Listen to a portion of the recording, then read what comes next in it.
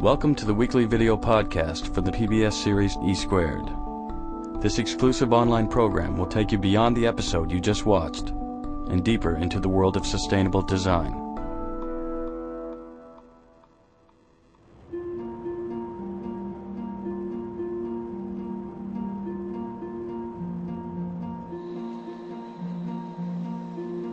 The formula for a transit-oriented development is very simple. It's diversity in population and in land use. And so you have a place where you have a range of housing opportunities. You don't want to ever say, this is a place for one kind of person, lofts for young people or condos for empty nesters or apartment buildings for seniors or anything like that. You want it to be a complete neighborhood. So you get a pretty broad range of household types and ages and incomes. And then it has to be mixed with local destinations, local stores, cafes, shops, civic places, parks, schools. So diversity of population and of land use. Now that's not enough. I can show you places in the suburbs that are actually diverse. There's an office park on one corner, a shopping mall on another, and a condo on the third, and a subdivision on the fourth.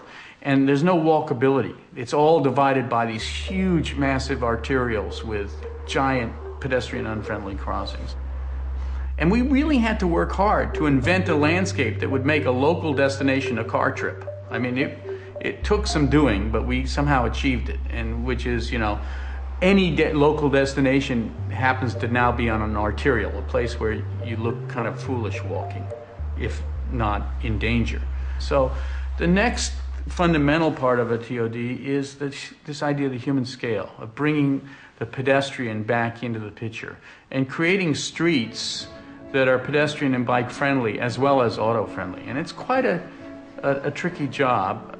Once again, the old paradigm is there, Elm Street leading to Main Street. It's pretty good formula, and it does work, and it is being reborn, and we're seeing that. People like to shop on Main Street more than in the mall, and certainly they like to be able to walk there without having to cross an 8-lane arterial. And so that walkability and pedestrian human scale plays on many levels. I mean, what do you experience as you walk?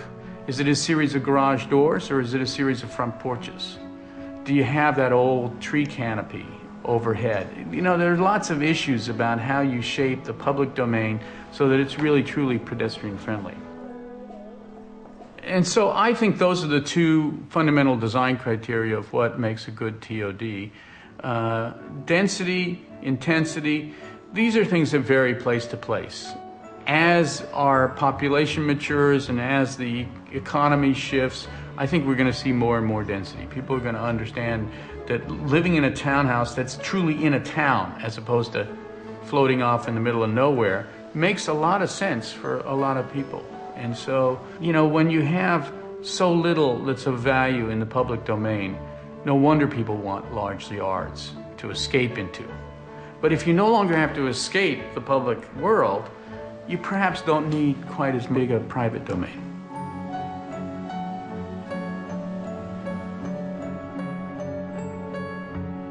For more information about E Squared, visit our website at pbs.org.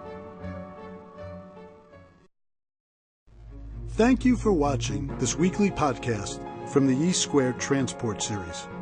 We're proud to bring you these stories about the engineers, designers, and architects who are using technology to help create a more sustainable world.